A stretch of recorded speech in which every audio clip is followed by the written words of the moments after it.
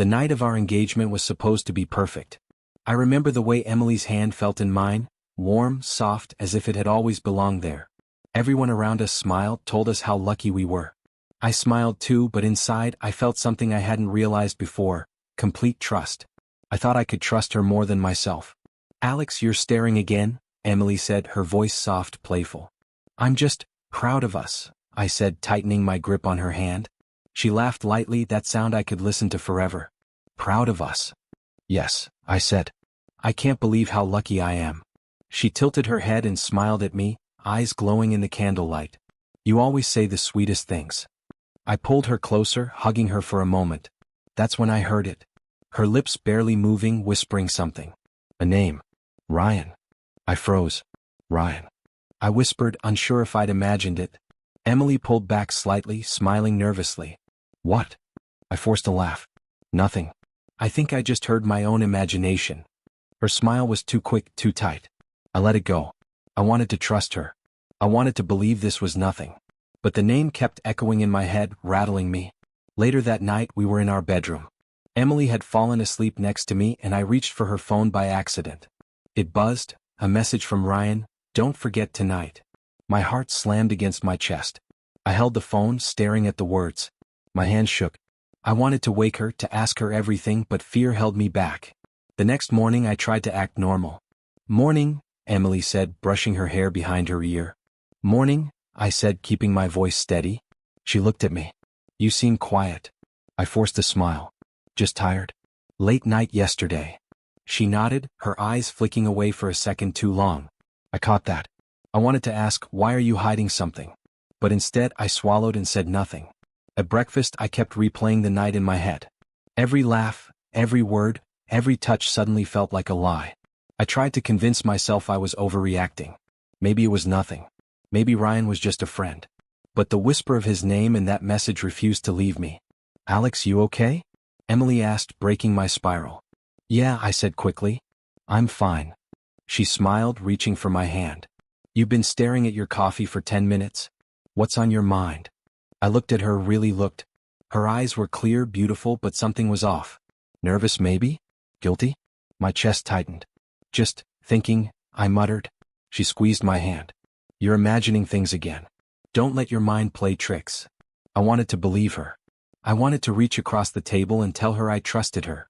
But my gut screamed differently. That whisper, that message, it was real. Later at work I couldn't focus. I kept seeing her face, smiling at me, whispering Ryan's name in my head. I called Lucas, my best friend. "Hey man, you okay?" Lucas asked.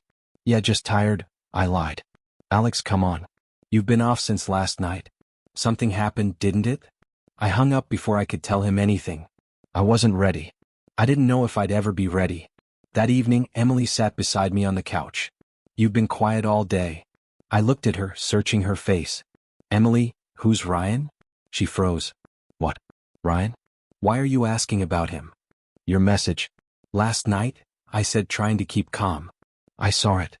Her eyes widened, panic flashing for a second before she smiled nervously. "Alex, you're imagining things." "Nothing. Just a friend from work. Don't worry about it." "Just a friend?" I repeated, my voice trembling slightly. The message, the whisper. She leaned closer, voice soft, almost desperate. "You're overthinking. I swear. Please don't make this into something it's not." I wanted to believe her. I wanted to trust her like I always had. But as I looked into her eyes, I felt a crack forming inside me. Something I couldn't ignore. That night, as I lay in bed, staring at the ceiling, I knew my life had changed forever. The perfect world I believed in, holding her hand, smiling, feeling safe, was gone. And I didn't know if I'd ever get it back. The next morning, I forced myself out of bed like nothing had happened. Emily was in the kitchen, humming softly as she poured coffee. Her smile met me across the room, bright, effortless, but it didn't reach her eyes. "Morning, Alex," she said, placing the cup in front of me. "Morning," I replied, trying to sound casual. She tilted her head, watching me. "You look tired." "Just didn't sleep well," I said, keeping my voice even. Her lips curved, but I noticed her fingers twitching around the coffee mug. Something about her movements felt calculated. Throughout the day I couldn't stop watching. She left the room twice to take calls, phone pressed tightly against her ear. When she returned, she smiled like nothing had happened, but every laugh, every glance felt like a lie. At lunch, Lucas called. I stepped outside, keeping my distance. Alex, you sound off. Everything okay? He asked. Yeah, just a busy day, I said quickly, hoping he'd drop it. Busy? Come on, man. You've been off since last night. What's going on? I clenched my jaw. Nothing. Really? You sure? He pressed. I'm fine, Lucas. I promise. I hung up, but my chest ached. I wanted to tell him everything, about the message, the whisper, but I couldn't. Not yet. Back home, Emily was sitting on the couch, scrolling her phone. I watched her from the doorway. She looked up, saw me and smiled, soft, gentle, but my stomach twisted. Hey, I said. Hey, she replied, setting the phone down. Long day. Yeah, I said. You? Busy too. Her smile didn't waver, but there was something distant in her eyes. I sat beside her, trying to seem normal. Emily, can I ask you something? She looked at me, curious. Of course. Have you been avoiding me today? My voice was low. Her smile faltered, then returned. Avoiding you? No, not at all. Why would you say that? Just, I don't know, I admitted. I feel like something's changed. She shook her head gently. Alex, you're overthinking again. I'm here. I'm not hiding anything. I wanted to believe her, wanted to let go of the suspicion clawing at me. But the phone, the whisper, the little cracks I'd started noticing, they wouldn't let me. Later, Claire, Emily's sister, stopped by. She greeted me with a hug, unaware of the storm brewing in my chest. Hey Alex, she said cheerfully. Emily told me about your engagement. Congratulations. Thanks, Claire, I said, forcing a smile. Emily's hand brushed mine as she laughed at something Claire said. I watched the interaction, my mind spinning. Every touch, every glance felt loaded. Was it just me, or was there tension hiding behind her smile? When Claire left, Emily turned to me. You've been quiet all day. Is something wrong? Nothing, I said quickly. Just thinking. She nodded, reaching for my hand. You're imagining things again. You need to relax. I wanted to relax, to stop overanalyzing every movement, every word. I tried to tell myself I was imagining things, that Emily was the same woman I'd always trusted. But my gut screamed differently. Something was off. Something I couldn't name yet, but I could feel it in every look, every movement, every smile. That night I lay in bed, staring at the ceiling. Emily was beside me, her hand resting lightly on mine. I wanted to reach for her, to tell her I trusted her, but fear held me back. Lucas had called earlier, worried, but I hadn't told him the truth. I couldn't. Not yet. I closed my eyes, trying to will the suspicion away, but every memory of the whisper, every flash of that message came back sharper than before. I wanted to believe her, wanted to trust her completely, but my heart and my mind were at war. And in that quiet room, with Emily's steady breathing beside me, I realized that something in our life had shifted. Something I couldn't ignore, no matter how hard I tried.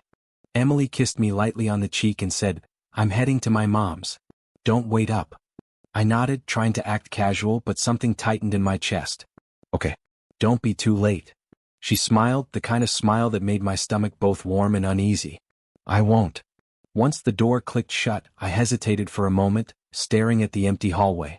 My mind kept spinning back to the message from Ryan, the whisper. Something wasn't right. Something I couldn't shake. I grabbed my jacket, my heart pounding. I didn't know if I wanted to follow her or just confront her and risk the truth.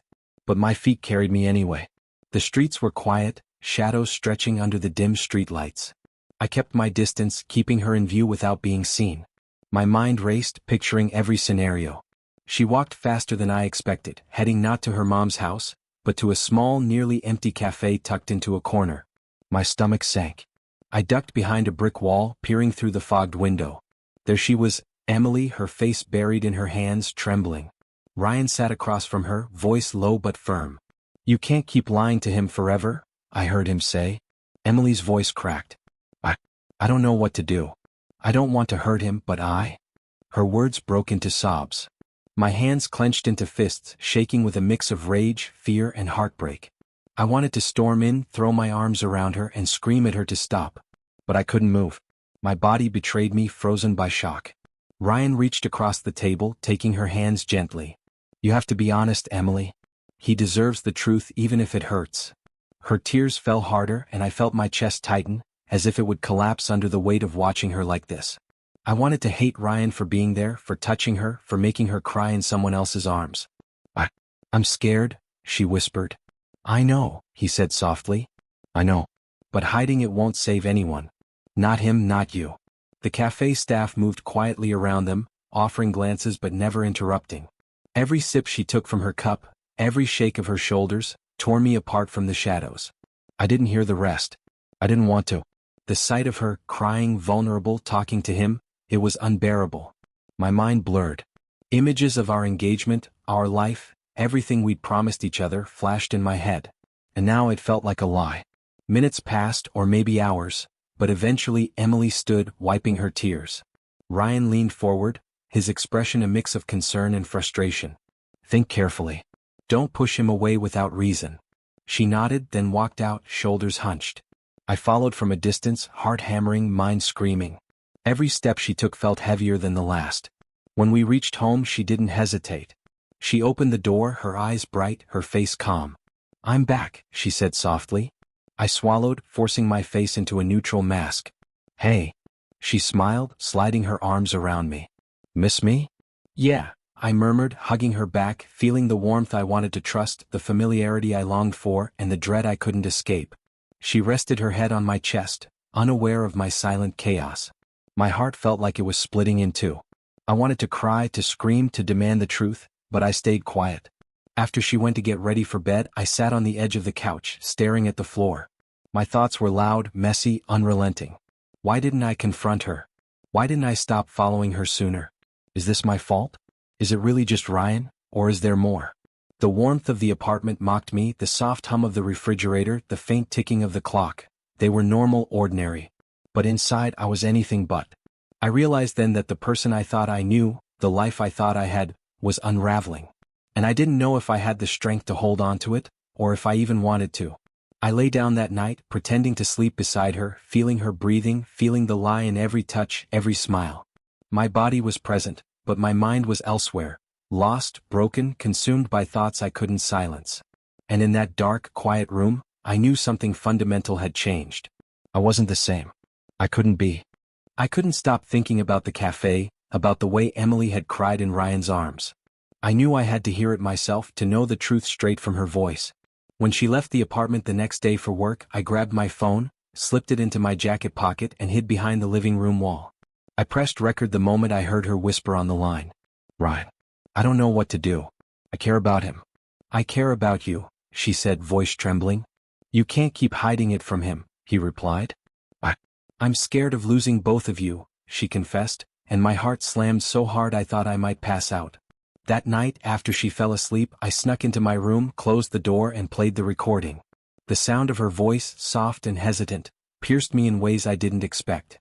Emily? I whispered to the empty room, my own voice cracking. You were with him before me? I pressed pause, my hands shaking. You still, I swallowed. You still love me, but you're scared? Her voice on the phone, admitting she had loved Ryan first, then came back to me, made my chest ache like it was being crushed. Every memory I had of her, every laugh, every touch, suddenly felt tainted. When she walked in hours later, I couldn't keep it in any longer. Emily, what the hell is this? I shouted, holding the phone out. She froze, eyes wide. What are you doing? I played the recording, the words echoing around the apartment. Tell me why. Tell me why you didn't tell me about him, about before us. Tears welled in her eyes.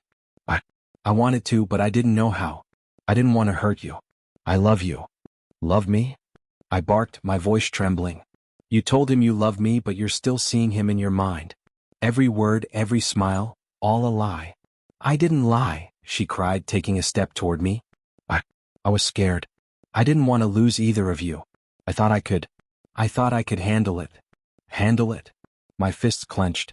Emily, do you have any idea how that feels? To find out your fiancée, the woman you planned your life with, has been hiding someone else, emotionally, in her heart. She shook her head, sobbing. I didn't plan it. I didn't want to hurt you. You hurt me. I yelled, voice cracking. You tore me apart. I trusted you, Emily. I gave you everything and you lied. She flinched at my words but didn't retreat. I didn't lie to you. I love you and I always have. Ryan, he's just part of my past. I was scared of losing both of you, that's all. I laughed bitterly, pacing the room. Scared? You think fear makes this okay? Do you know how many nights I spent thinking I was losing my mind? Watching you, following you, thinking I imagined it all. Emily's voice shook. I know I should have told you, but I was afraid. I thought it would ruin everything. I slammed my hand against the wall. Everything is ruined, Emily. You think this can just be fixed with words? That your confession tonight erases months of deceit? She fell to her knees, crying openly. I'm sorry. Please, I'm sorry. I didn't mean to break you. I wanted us, only us, but I was torn. I didn't know what to do. I sank onto the couch, my head in my hands, trying to process the storm in my chest. Torn? You were torn, and I was blind. I loved you blindly, thinking we were perfect. And you were hiding a war inside you while I thought we had peace. There was a knock at the door. Is everything okay in there?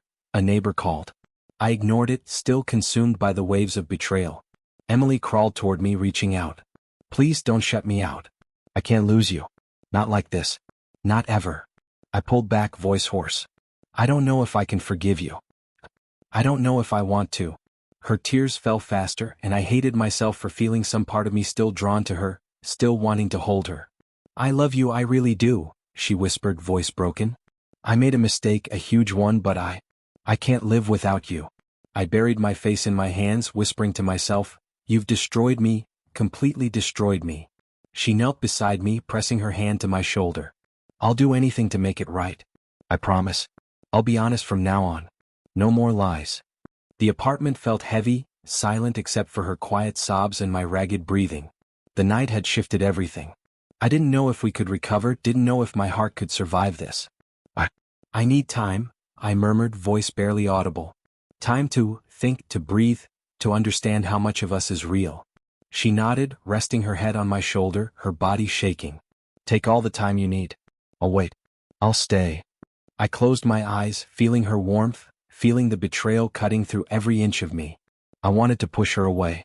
I wanted to pull her close. I wanted to scream. I wanted to cry. And somewhere deep inside, a small, fragile part of me still hoped she could be the Emily I loved, the Emily who had promised me forever. But the truth had shattered something vital in me, and I didn't know if it could ever be put back together. I walked out of the apartment without saying a word. The door clicked behind me, and for the first time in days, I felt the air on my face without Emily's shadow hovering over me. My hands shook, my chest burned, and yet I couldn't stop walking. Lucas met me halfway down the street, concern written across his face. Damn man, you look like hell. Sit with me. I slumped into his car, and he started driving without asking questions. Talk to me, he said finally. I stared out the window. I can't. Everything, it's falling apart. She lied to me. Not just a little. Everything. Lucas kept his eyes on the road. You mean Emily? I flinched at the name. Yes. I thought I knew her. I trusted her. And my voice caught. I don't even know who she is anymore. Lucas pulled over at a quiet park. Man, you've been bottling this up. Spill it. Say it all. Let it out. I shook my head. I don't know if I can. I feel weak, broken. Lucas leaned back, arms crossed. You feel that way because you're being honest. You've been living a lie in your own head, thinking she was perfect. Guess what? People who lie, eventually they fall apart. It's natural. You can't fix her, not now. I ran my hands through my hair. I want to scream at her to make her feel what I feel. But I also want her still. I don't know what I want. Lucas gave me a look that was half pity, half frustration. You want her because you're human, not because it's right. Trust me, man, the right thing is to let her face the mess she made. I laughed bitterly. Face the mess she made? I'm the one drowning, Lucas. I'm the one who can't sleep, can't eat, can't.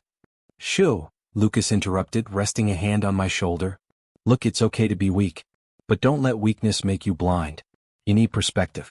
You need clarity. A moment of silence passed, and then his phone rang. He ignored it. Go on, he urged. I exhaled shakily. I found out everything. Ryan, she's been hiding him in her heart. I thought it was over, that she was mine, and now, my voice trembled. I don't even know if I can forgive her.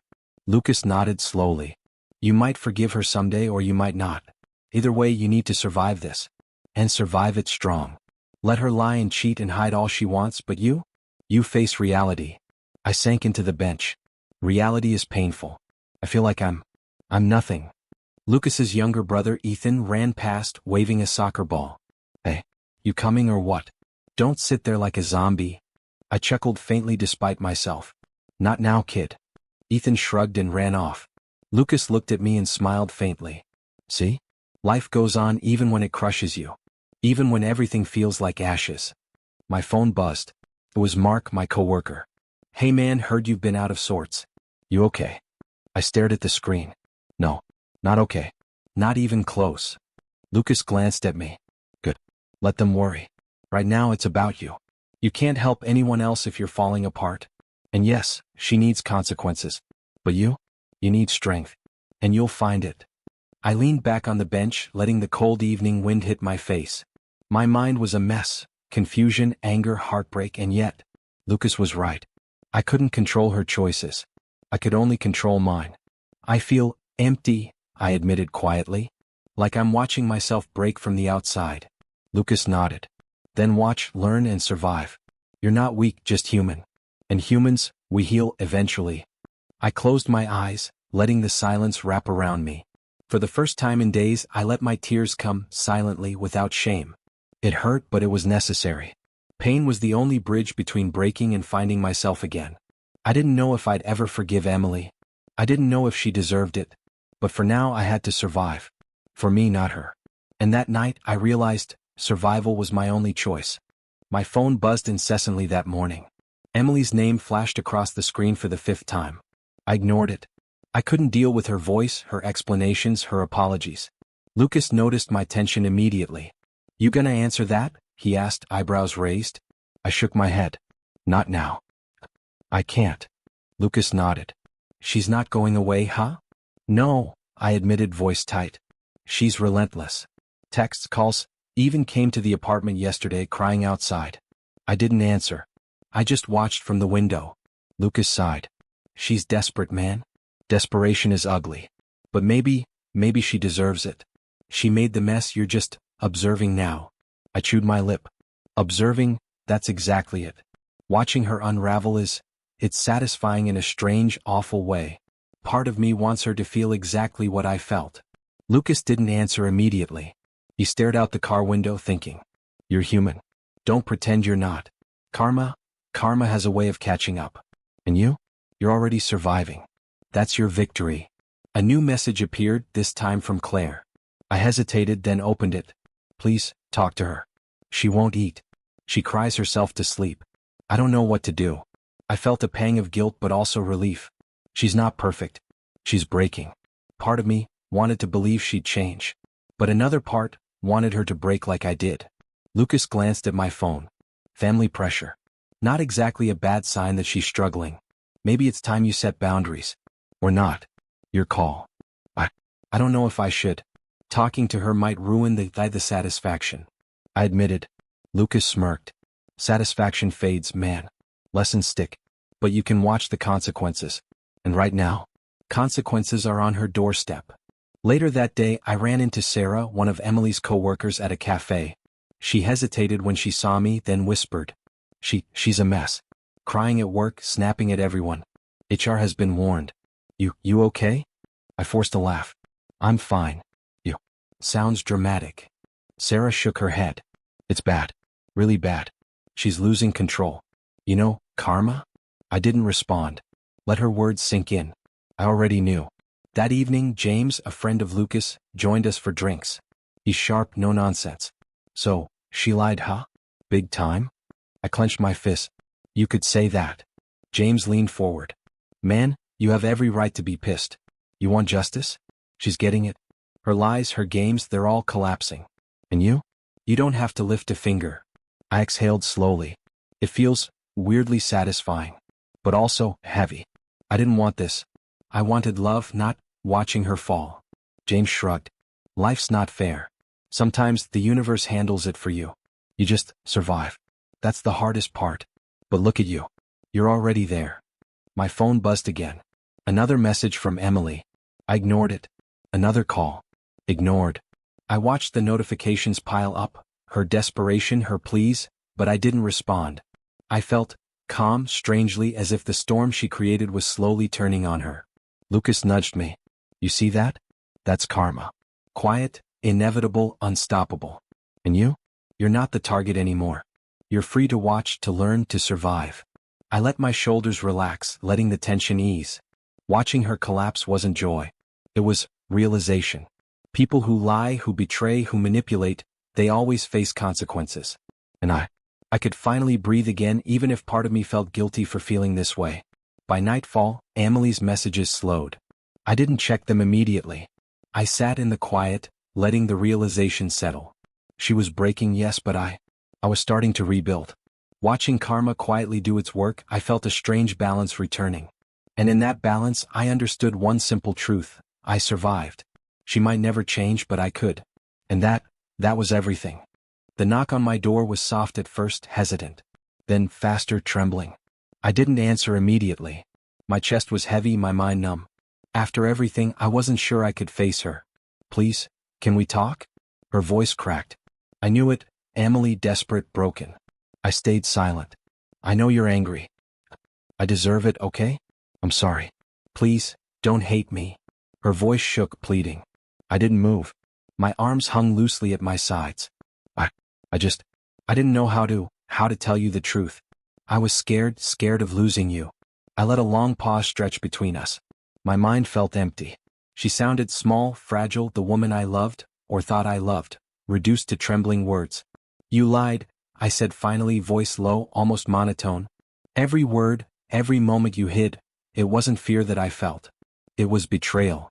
She sniffled, pressing her hands to her face. I know it was wrong. But I loved you. I still do. I didn't want to lose you, and I didn't know how to let go of him. Her words tumbled out, jagged, desperate. I swallowed hard. Numbness had settled in my chest, a cold weight pressing down. You didn't just lie, Emily. You destroyed something. Something I can never rebuild. Her lips trembled. She stepped closer, arms reaching out. Please, just one hug. One chance. I can fix this. I can prove it. I shook my head slowly. You don't understand. You didn't break me, you destroyed me. There's nothing to fix. Not after this. Tears streamed down her cheeks as she sank to her knees in front of me. I can't live without you. Please. I'm begging. I can't do this alone. I made a mistake. Please just don't leave me. I looked down at her, the woman I thought I knew. The woman who had smiled, laughed, whispered promises I now questioned. My throat tightened. You've had your chance, Emily. I gave you trust. I gave you everything. You tossed it aside. And now you're on the floor crying, hoping I'll pity you? I'm not pitying you. I'm leaving the pieces you shattered behind. She shook her head violently. No, you can't. Please don't do this. I'll change. I swear I will. I'll leave him behind. I'll do anything. I exhaled slowly, watching her desperation, the raw shame and fear. Anything doesn't erase the lies. Anything doesn't undo the betrayal. You thought you could hide things, pretend nothing mattered, but it does. It mattered to me more than you know. And now, you face the consequences. Not I. Her sobs grew louder. She crawled slightly toward me, reaching again. I'm sorry. I'm so sorry. Don't walk away. I stepped back, firm, unyielding. I can't stay. I can't pretend I'm okay. You wanted secrecy, lies, shadows. Now you have the truth. And the truth is that you hurt me in ways I can't forgive. Not today. Not ever. She collapsed fully to the floor, arms limp at her sides, head bowed. The sound of her crying echoed in the empty room. I felt nothing but the emptiness that had grown inside me since I discovered her deception. Goodbye, Emily, I said, voice soft, steady. I hope one day you understand what you've done. I hope karma finds you the way it finds everyone who betrays trust. But I am done. I turned and walked out, feeling the weight lift just slightly. My heart ached, yes, but I knew I was reclaiming something. My dignity, my sense of self, the pieces of me that she thought she could manipulate. Her cries followed me as I closed the door, and I didn't look back. Every step down the hallway felt like walking out of a nightmare I had lived for too long. I didn't know where I was going, only that I had to go. The echo of her sobs lingered, a haunting reminder of love turned to ruin. And yet, for the first time in weeks, I felt something like clarity. I couldn't undo the past, couldn't save what was lost, but I could leave. And leaving, I realized, was all I had left to survive. Weeks passed, each day heavier than the last, yet somehow lighter at the same time. I woke up, worked, ate, slept, mechanical but alive. I focused on my job first, anything to stop my mind from spiraling. "Hey, nice work on that report," Mr. Anderson said one morning, tapping my shoulder. "Really sharp thinking. Looks like you've bounced back." I nodded, a faint smile ghosting my lips. "Thanks. I've been trying. Trying seems to be working." "Keep it up," he said and walked away. I exhaled slowly. Praise felt strange. I hadn't felt pride in anything since her. Rachel, the new coworker, approached me later. Bright, eager, unassuming. "Need a hand with the data entry?" she asked, offering a folder. I looked at her, hesitated, then nodded. "Yeah, that'd be great. Thanks." She smiled. Simple. Genuine. Not complicated. Not dangerous. I felt something like relief. A tiny spark. After work, I met Lucas for coffee. "You look different," he said, leaning back in his chair. Calmer. Not frozen in place. "I'm learning to breathe again," I admitted, stirring my cup absent-mindedly. "Good," he said, nodding. "You can't fix the past. But you can make the future less miserable." "I know," I murmured, but inside, the guilt, the heartbreak, the rage, they didn't vanish. They softened, but they were there. Then came the messages. From Emily. I ignored the first few. I almost didn't check, but curiosity is a cruel trait. "Your silence hurt more than your anger ever did." I stared at it, thumb hovering over the screen. Part of me wanted to type back, scream, beg, maybe even forgive. But I didn't. I couldn't. Silence was my choice. My peace. Lucas noticed my expression. "Don't do it," he said firmly. "You've done enough for her. Time to do something for yourself." "I know," I said, placing my phone down. Her ruins became evident slowly. Ryan's messages stopped. Emily's name vanished from his social media. At work, she missed deadlines, lost projects. I heard from Sarah, her coworker, gossiping in hushed tones. "Emily's really not handling it well. She's off her game completely." I didn't feel joy, not exactly. Relief, maybe. Justice, perhaps. But the world felt quieter, less chaotic, when I no longer carried her lies. One evening, I met Rachel for a project discussion. "I've noticed your method is different," she said. "You plan thoroughly, anticipate issues." She smiled. "It's inspiring." I chuckled softly. I guess I had some time to rethink things. "You've changed," she observed. "Not in a bad way. You're more grounded." I nodded, feeling the truth in her words. Grounded. Yes. I was reclaiming myself. Evenings were still hardest. Memories crept in, her laughter, the whispered lies, the way she had touched me as if nothing had happened. I let the memories come, watched them, and then let them go. No confrontation, no words. Just quiet acknowledgement. Lucas called one night. "Want to grab a drink?" "You've earned it," he said. "I think I will," I replied, a slight edge of a smile on my face. That night, I walked through the city streets, lights blurred by rain and reflection. The cold air cleared my thoughts. I wasn't angry anymore. I wasn't whole, but I was moving. I realized that life had room for new things. New people, new trust, new beginnings. Emily's messages didn't come again. Her life seemed messy, fragmented. But I didn't look for it. I let karma take its course. My focus was mine alone. A week later, Mr. Anderson called me into his office. "You've handled the Johnson project brilliantly," he said, shaking my hand. "Your leadership is solid. Keep it up." "Thank you," I said, genuine pride this time. I left the office feeling lighter. Later, Rachel sent me a quick message about the project timeline. I replied politely, but there was warmth in my words now, not the mechanical tone of before. At home, I sat by the window looking out at the city lights. I thought of Emily, her face, the chaos she had brought. And then I let it go. Completely. Silence was my answer. My shield. My comfort. I whispered to myself, "I'll be okay. I will survive this. I will live fully for me." Outside, the city moved, unaware of our drama, unaware of the pain and the lies. And for the first time in months, I felt free. Freedom wasn't loud. It wasn't violent. It was a quiet settling in the bones, a deep exhale after holding my breath for far too long. I had risen. And her ruins were hers to face. I got her message late in the evening. "Can we meet? I need to say something." My thumb hovered over the reply. Finally, I typed, "Fine. Tomorrow, 6 p.m. at the park."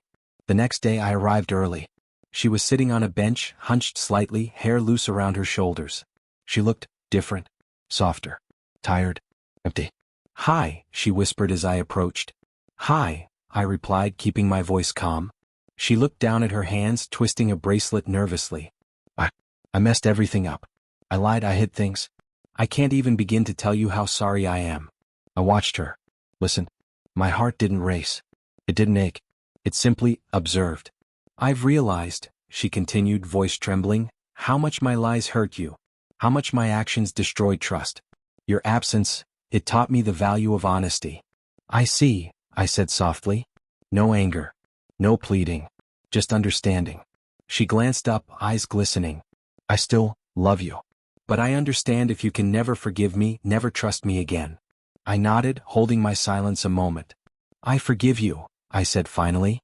"But I'm not the man I was before. I can't go back to what we were.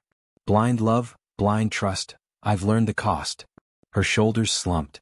Relief and pain flickered across her face. I understand. I just needed to say it. To let you know." "You've said it," I replied, keeping my voice steady. "And I've heard it. That's enough for closure." She wiped her eyes. I don't know, I hoped maybe." "Emily," I interrupted gently, "closure doesn't need hope. It needs truth. And you've given me that." She nodded, a fragile smile touching her lips. "Thank you for listening. For forgiving me." I gave a small nod. Forgiveness isn't weakness. It's understanding. And understanding doesn't mean love is restored.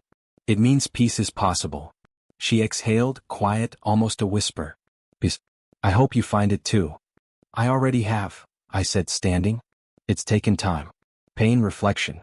But I'm here now. I'm okay." She watched me silent. And in that silence, I realized the conversation had said everything without needing more words. No promises, no begging, no lingering hope. Just honesty. Just acceptance. I started to walk away. She stayed seated, watching. For the first time in months, I felt no tension in my chest. Only calm. Only clarity. Only the strength to move forward. No drama. No final tears. Just understanding, mutual, silent, undeniable. I didn't look back. I didn't need to. I woke up that morning without the weight pressing on my chest. The silence felt different. Light. Free. Lucas called as usual. "Hey, you sound lighter. Did something happen?" "I'm just okay," I said, smiling even without meaning to. "Really okay." "Good," he said. "You deserve it, man. All that mess, finally behind you." "Yeah," I replied. "Finally behind me." I hung up and looked around my apartment. Clean. Organized. No reminders of her. No phone messages waiting to twist my stomach. Just me. Just calm. Just freedom. Later I met Rachel at work. "You're glowing," she teased. I chuckled. Maybe I am. Maybe I finally learned how to breathe. She smiled, but I noticed the way her eyes seemed to ask if I was ready to share the past. I wasn't. Not today. That night I checked my phone. No messages from her. No, "I miss you." No, "I can't live without you." Nothing. And it felt right. A week later I ran into Claire at the cafe. "How's Emily?" she asked quietly.